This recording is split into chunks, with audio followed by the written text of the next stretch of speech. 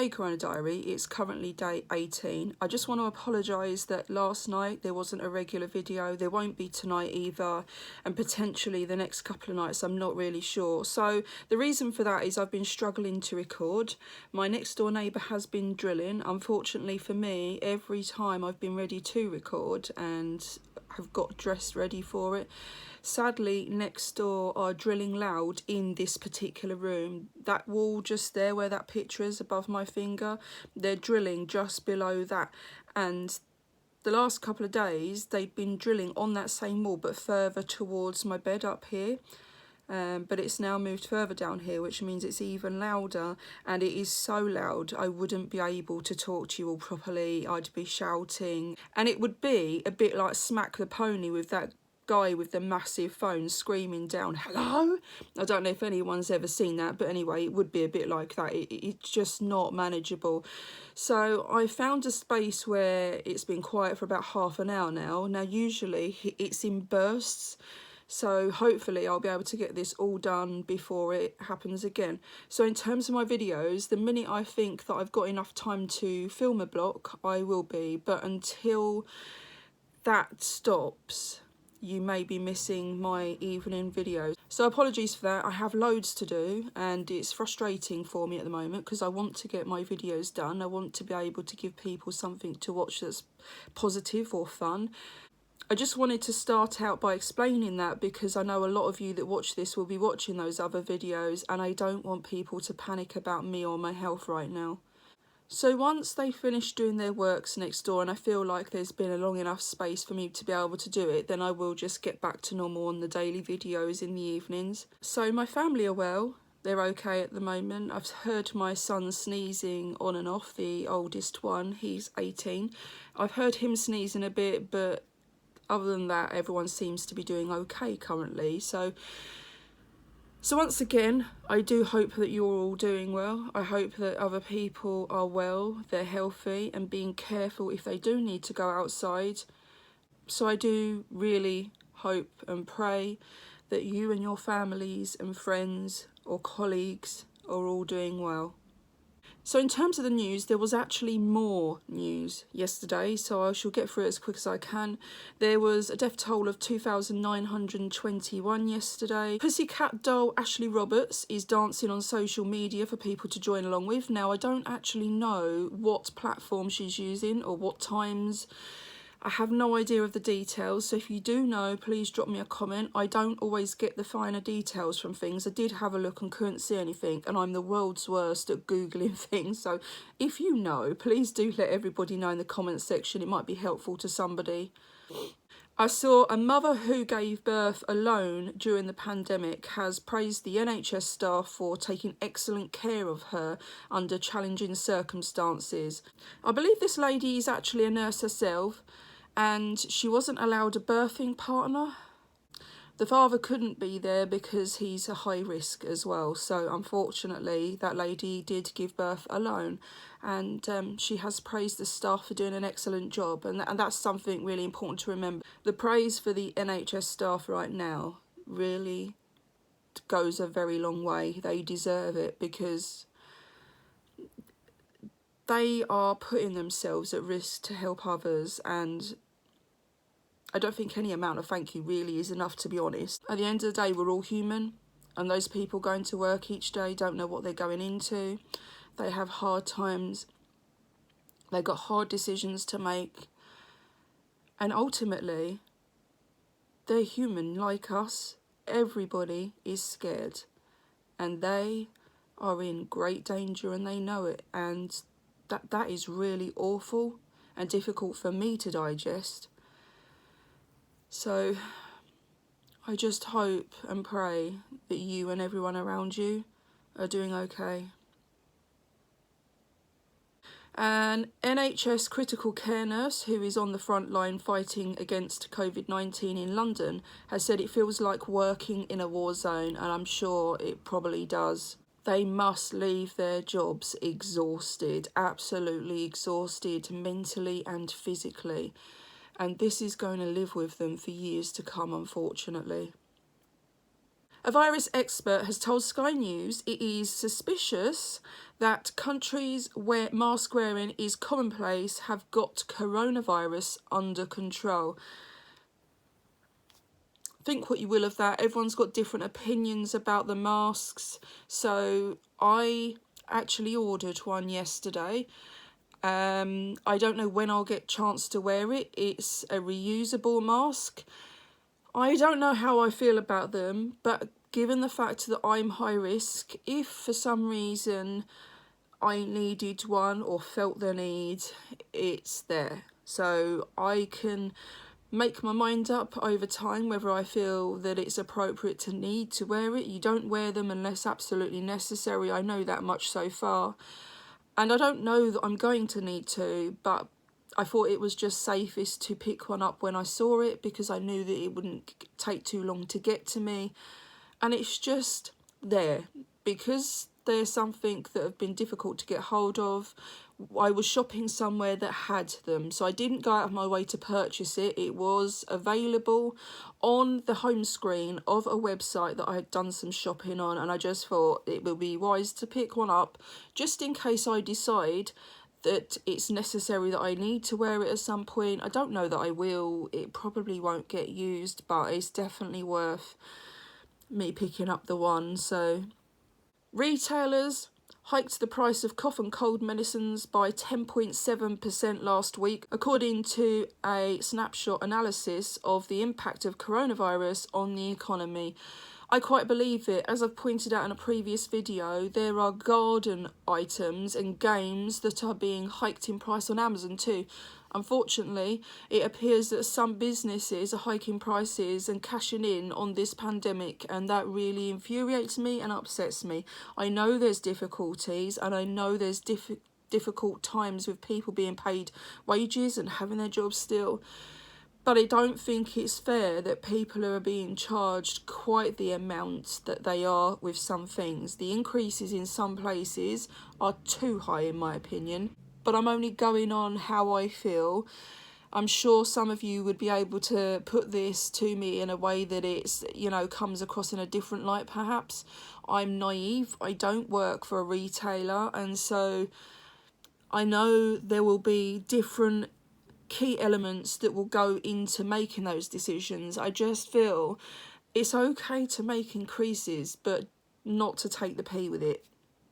That's kind of where I'm going with it, really. A 6-year-old baby with the virus has died in Connecticut, reportedly the youngest person to die after catching the virus. So Connecticut, I don't know how you pronounce it. I think it's an American. Geography is rubbish. Anyway, global health leaders have said the state of a person's health before they become infected appears to play a crucial role in determining their fate while issuing lockdown advice. That's very true. And the reason why I can say that is because I have been hospitalised with pneumonia, which is what they're classing this disease as. It's like a severe type of pneumonia. I have had pneumonia on numerous occasions now. I've had it 3 times. Back in 2012, sadly, a year to the day of a miscarriage, obviously I was low and I was rushed to hospital in an ambulance. And I was assessed for ICU, and I was in hospital for 10 days. And I have a lot to thank the NHS for. I've had some life-saving surgery in the past too, and I've had some dangerous encounters with my health apart from pneumonia that I had.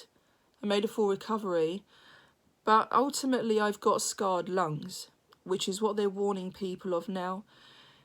Once you've had the disease, if you've been poorly enough to be in hospital, sadly it will have lasting effects. I have got damaged lungs, I've got scarring, and so that's part of the reason why I'm classed as high risk right now. I've had it twice since, not been hospitalised. I've been medicated at home and been okay. And so I can completely understand that statement. At that time, I was quite immobile and it was difficult. Obviously, the more mobile you are, the better it is for your lungs.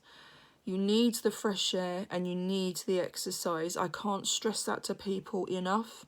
If you can't go outside, please walk around your garden. I spend an hour a day in my garden walking round it slowly, and although it's a bit monotonous and a bit boring, I know it's best for my health. I don't have a big garden, not gonna lie. It's not a big garden and it feels very compact, very closed in to be walking. I miss the outdoors. I love going out, and I'm not somebody that can go out too frequently, but when I do, I love being outside. And I think what makes it hardest is when you're told you're not allowed to. It's okay if you decide not to or your health doesn't allow you to, but being told you can't, I think makes it worse because it's constantly on your mind, so you're becoming more upset with it than you usually would.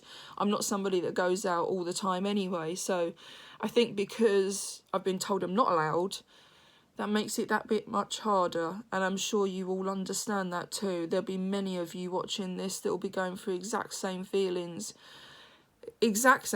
around the world too, not just in our country. You know, everywhere seems to be on lockdown now. There seems to be very few countries that aren't in lockdown, so I believe. Interesting bit of news yesterday is I saw that official advice on whether people should wear masks in public could be changed after new evidence emerged suggesting they could protect people. So I think it's one of them things, they're not sure.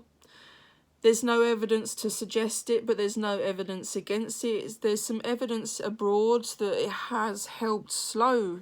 They think it has helped to slow the amount of cases there is, therefore it must be doing something. So, but once again, you've got to make sure the masks fit properly. You've got to make sure you don't overwear them. There's all sorts of things that go into mask wear, and you've got to do it correctly as well. There's no good just getting one and wearing it over and over and not fitting properly. It would be as good as not wearing one. So it has to be done in the right sort of way. I think if this country was to make it compulsory when you go outside, then realistically they need to provide you with them, and they're struggling with stock. You know, hospitals are struggling with correct, gear to wear while they're at work. So I don't know how they go about making it compulsory, really. I mean, I honestly don't know how that goes. I mean, if you've seen more about it, once again, I'd really love to know more about that. And then some really sad news, finally, is that Little and Large star Eddie Large dies after contracting virus age 78. So he was somebody else, unfortunately, that had underlying health condition. He was already in hospital, so he contracted it in hospital. He was being treated for heart failure, so obviously his body didn't cope with the virus. And another great loss in the world. So many amazing people being lost right now, and it's so sad. It's heartbreaking. Anyway, if you haven't done it already, I just want to talk about something briefly before I go. At 8 p.m. every Thursday night, to show our appreciation for the NHS workers, carers, porters, supermarket workers, delivery couriers, anybody that's keeping us all going, whether it's in terms of your health, you care for your children so that you can care for other people, or food supplies, I urge you to open your doors, open your windows, and clap, bang saucepans, take a musical instrument out. 8 p.m. every Thursday. Last night I did it for the second time, and more of my street came out. It was really overwhelming, obviously because the NHS have helped me on so many occasions with so many problems and saved my life ultimately. To see that amount of people showing their appreciation to the NHS was just incredible. It made me very overwhelmed. I cried last night. So many people come out doing different things. A house almost opposite me, they played You'll Never Walk Alone out as loud as they could, and the street was singing. The street was singing. I've never heard or seen anything like it. And I came back in an absolute state, because people showed their appreciation in such a big way. It was incredible. And I'd like to think that more and more people will be joining as the weeks go on. So guys, that's it from me today. That's enough. We don't need to talk about it anymore. I don't think that's a long enough video. We're looking at 19 minutes before I've edited. So I'm going to leave it there.